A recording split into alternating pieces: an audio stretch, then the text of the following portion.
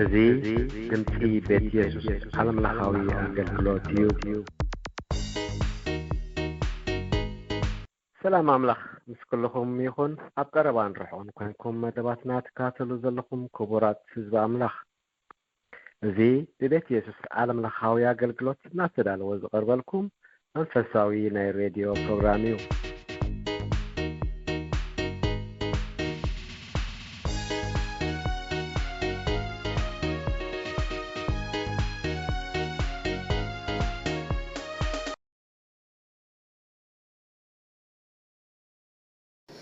ሰላም ክርስቶስ ምስ ኩላኻትኩም ይኹን። ናይ ሎሚ ትምህርትና ሻድሻይ ክፋል ኢና በፅሒና ዘለና ምልኣት መንፈስ ቅዱስ ዝብል ኣርእስቲ ኢና ሒዝና ዘለና።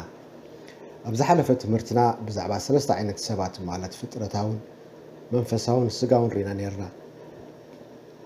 ስጋዊ ሰብ ስጋዊ ክኸውን ዝገብሮ ነገራት መንፈሳዊ ምስትንፋስ ወይ ንስሓ ስለ ዘይለማመድ እዩ። ኣብ ክርስትና ህይወት እቲ ዝዓበየ ነገር እንተሎ ንሓደ ክርስቲያን ብዛዕባ ምልኣት መንፈስ ቅዱስ ምፍላጡ እዩ። ክርስቲያናት ፀዊዕትና ህይወት ምስ ትርፉ ክንለማመድ እዩ። ንኻልኦት ከዓ ናይ ጎይታ ምምፃእ እዩ። እዚ ክኸውን ምልኣት መንፈስ ቅዱስ ምስ እንለማመድ ጥራይ እዩ። ሃዋርያት ሽሕ እኳ ን3 ዓመት ምስ ጎይታ እንተነበሩ ክሳዕ መንፈስ ቅዱስ ዝምሉ ንዓብዪ ተልእኾ ክፍፅሙ ዕጡቓት ኣይነበሩን። ዓብዪ ተልእኾ ምስ ዓብዪ ሓይሊ እዩ ዝኸይድ። ኢየሱስ ካብቲ ንሱ ዝገብሮ ዝዓበየ ነገራት ከም እንገብር ተስፋ ኣትዩልና እዩ። ወንጌል ዮሃንስ ምዕራፍ 14 ፍቕዲ 12 እዚ ዓብዪ ግብርታት እዚ ብገዛእ ሓይልና ከም ዘይንገብሮ ፍሉጥ እዩ። ወዲ ኣምላኽ ግና እቲ ንጡፉኣት ክደልን ከድሕንን ዝመፀ ብመንፈሱ ገይሩ ብኣና ክዓይ እዩ። ሓላፍነትና ንክርስቶስ ክንስዕብ እዩ። ሓላፍነቱ ከዓ ገፈፍቲ ሰብ ምግባር እዩ። ማቴዎስ 4:19 መንፈስ ቅዱስ ንሃዋርያት ዝተዋሃበ ንዓና እውን ክወሃበና ድሉው እዩ። ኣብ ሂወትካ እቲ ሓይሊ እዚ ሓይሊ እዚ ክፍለጠካ ኣለዎ። ዕውት ክርስቲያን ዝገብረካ ንሱ እዩ። ፍረ እተፍሪ መስካሪ ይገብረካ። እቲ ዝሕዝን ብዙሓት ክርስቲያናት ከመይ ኢሎም መንፈስ ቅዱስ ከም ዝምልኡ ዘይምፍላጦም እዩ። ናይዚ ውፅኢት ከዓ እቲ ጎይታና መድሓኒትናን ኢየሱስ ክርስቶስ ዝተስፈዎ ህይወት ምስ ትርፉ ከይተለማመዱ ይሓልፉ። መንፈስ ቅዱስ መን እዩ? ኣምላኽ እዩ። ግብረ ሃዋርያት 5:3 ኣምላኽ እዩ ብኩሉ ናይ መለኮት ባህርያቱ። 2 መንፈስ ቅዱስ ሰብኣውነት ኣለዎ። ኣካል ሓይሊ ጥራይ ኣይኮነን። ቀዳማይ ቆሮንጦስ ምዕራፍ 12:11 ኤፌሶን ምዕራፍ 4:30 ተሰሎንቄ ምዕራፍ 5:19 መንፈስ ቅዱስ ኣካል ስላሴ እዩ። ማዕረ እግዚአብሔርን ኣቦን ወልድን እዩ። ወንጌል ማቴዎስ ምዕራፍ 28:19 ካልኣይ ቆሮንጦስ ምዕራፍ 13:13 ዋላ ሓደ የልቦ ንስላሴ ከብረሃልና ዝኽእል ሓደ ፍሉጥ ናይ ስለ መለኮት ከምዚ በለ ሓደ ሰብ ንስላሴ እንተ ክሒዱ ንነፍሱ የጠፍእ። እቲ ንስላሴ ከዓ ክርዳእ ዝፍትን ኣእምሮኡ የጠፍእ። ንሕና ውሱናት ዝኾና ሰባት ነዚ ዘይውሱን ኣምላኽ ክንበፅሖ ኣይኮነልናን እዩ። ክንገልፆ ንፍትን ንኸውን እንተኾነ ግና ኣፅጋቢ ወይ ዘዕግብ መግለፂ ከምዘይንህብ ምፍላጥ ፅቡቕ እዩ። መንፈስ ቅዱስ ንምንታይ እዩ ዝመፀ? ሓደ ንክርስቶስ ከኽብር እዩ ዝመፀ። ወንጌል ዮሃንስ 16 ንርኢ ንኽእል ኢና ኣብ ፍቕዲ 7 ከምኡውን ወንጌል ዮሃንስ ምዕራፍ 13 ካልኣይ መንፈስ ቅዱስ ንምንታይ ዝመፀ? ናብ ኩሉ ሓቂ ክመርሓና እዩ ዝመፀ። ወንጌል ዮሃንስ ምዕራፍ 16:13 መንፈስ ቅዱስ ንምንታይ መፀ? ሓይሊ ክህበና መፂኡ።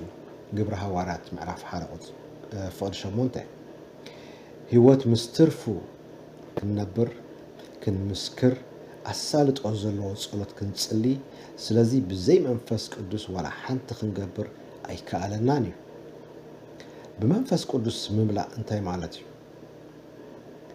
ክትምራሕ ሓይሊ ክትረክብ ማለት እዩ በቲ ህያው ዝኾነ ኣምላኽና ጎይታና ኢየሱስ ክርስቶስ ምምላእ ማለት እዩ ከምኡውን ምስኡ ምንባር ህያው ዝኾነ ወዲ ኣምላኽ ብትንሳኤ ሓይሊ ምሳና ብኣናን ገይሩ ህይወቱ ምግላጽ እዩ ብፍቓድና ከይንስጉም ማለት ከምቲ ንሱ ዝደልዮ ክንከውን ክንፈቕደሉ ይግባእ ክንንሳሕ ብሓጢኣትና ክንናዘዝ ይግባኣና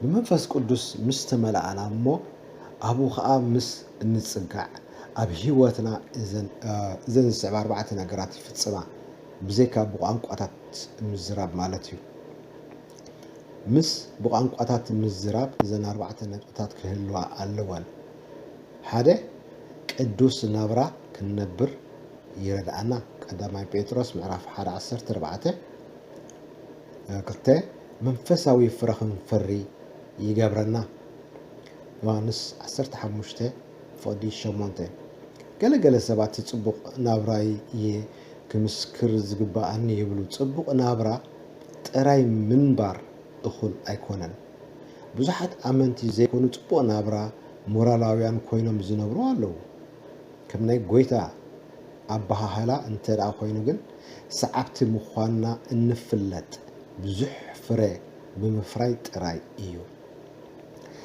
ሳልሳይ መንፈስ ቅዱስ ንቃል ኣምላኽ ክርዳኣና ይገብሮ ከምኡውን ኣብ ህይወትና ክንለማመድ ይሕግዘና ወንጌል ዮሐንስ 16:1 ቃል ኣምላኽ መሰረት መንፈሳዊ ዕቤትና እዩ መንፈስ ቅዱስ ከዓ የብሮ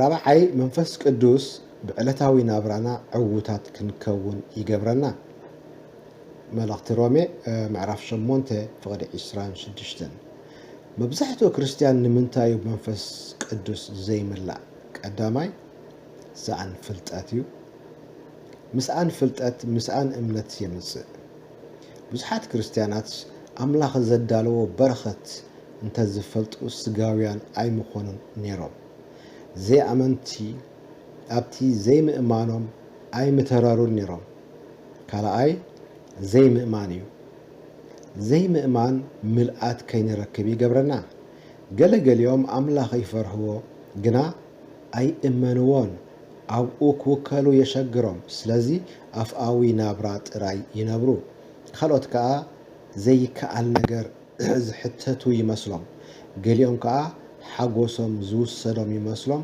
ኣምላኽ ግና ፍቕሪ እዩ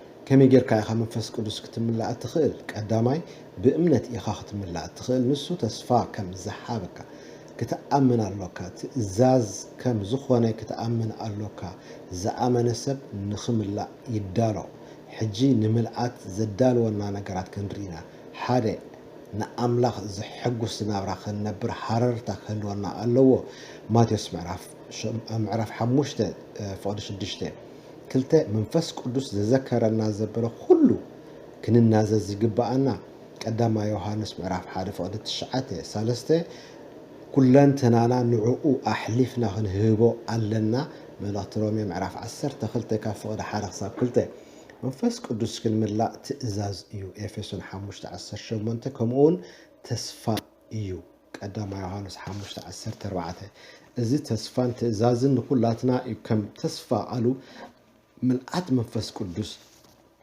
ክንሓትት ይግባኣና ጎይታ የዕዝዙ ይባርኽኩም ኣብቲ ዝቕፅል 7ይ ክፋል ብመንፈስ ምምስካር ክሳብ ንራኸብ ብሰላም ጽንሑ